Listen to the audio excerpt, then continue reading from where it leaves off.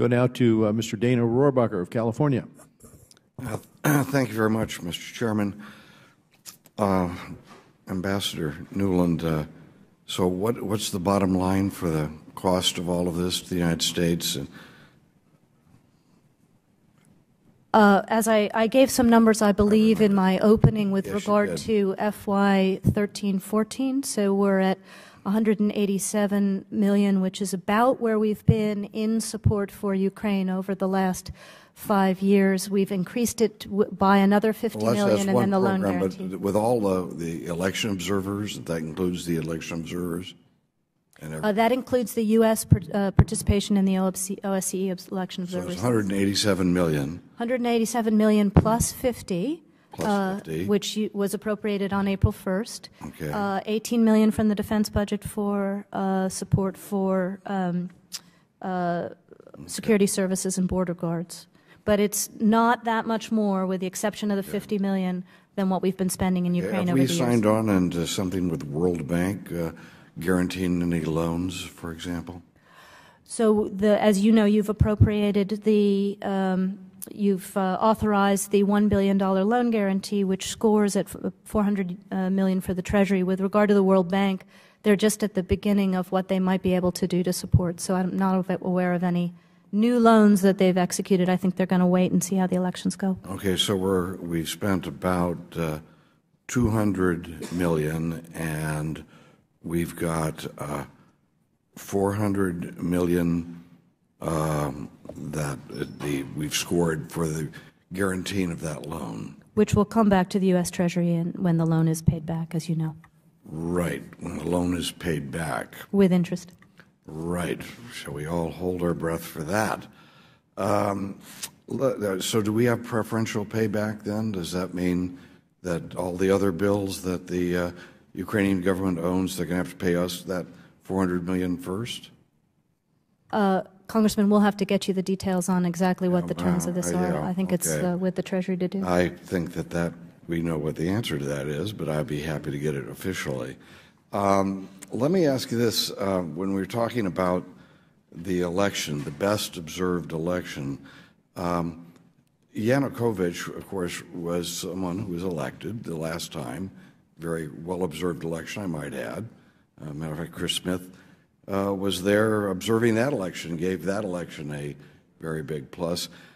Yanukovych was elected, so he does represent a significant point of view in that country. Is there someone from his party who is going to be on the ballot? In fact, his party, the Party of Regions, is fielding 4 of the 23 candidates who are registered. Communists are also there. Every single color of the political spectrum in Ukraine and every region is represented among the 23 candidates. So there's somebody for everybody to vote for. So it's better, it's more than just the best observed election. It's a legitimate election. That is what the OSCE assesses. Right. Well, we did have an election. We did have a legitimate election before, and the elected president was removed after we had major street violence in reaction to his decision of going with an economic agreement with Russia rather than the EU. About that street violence that happened that led to this Mr. Yanukovych's removal, there were pictures that people running around with these that we were told were neo-Nazis. Were there neo-Nazis in those street violence that led to Mr. Yanukovych's removal?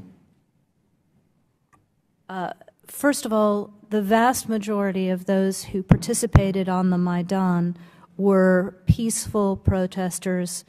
If you had a chance to see the pictures, many of us visited, including many members here. There were mothers and grandmothers and veterans. Let me note that I have. However, before you go on, I saw those pictures as well. I also saw a lot of pictures of people throwing firebombs at groups of policemen who were huddled over in a corner, where people shooting into the ranks of police. So yes, there were mothers with flowers, but there were also very dangerous street fighters who were engaged in those demonstrations. The question is, were there neo-Nazi groups involved in that? There were, as I said, almost every color of Ukraine was represented, including some ugly colors. The answer is yes, then. But if I could say that with regard to the violence, all of those incidents are subject to investigation, notably including the deadly sniper incident in February, and there is good evidence to believe that there were outside agitators involved in that. Was there any indication that there were guns being involved with the anti-government demonstrators at that time? There is no question that as the protests became more and more virulent, and as the response of Yanukovych's police became more and more brutal, the tensions and the potential for use of weapons escalated on both sides, which was why we were so intent on a political settlement in February. My time is totally up, and that is, were there the neo-Nazi groups that we're talking about here, which, again, were not dominating this. There were very many very good people, like you say, out demonstrating against this deal with Russia. They wanted to go with more of a European country than a pro-Russian country. But those people who were not the good guys, but were part of that effort to push that country in that direction, were any of those neo-Nazi groups affiliated with any other Nazi groups in other countries?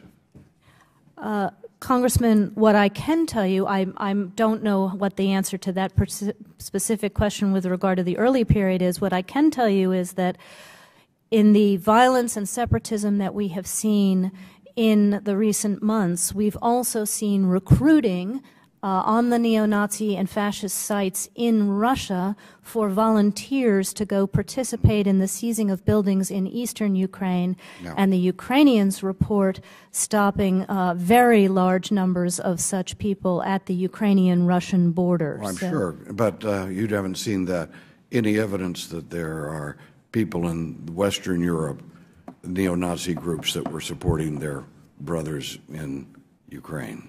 I don't have any information to corroborate that, but I would refer you to the Ukrainians as they investigate these incidents of violence. Thank you. Please subscribe to build up this platform and share this video using the YouTube tools. Give it a like and also check out these other videos.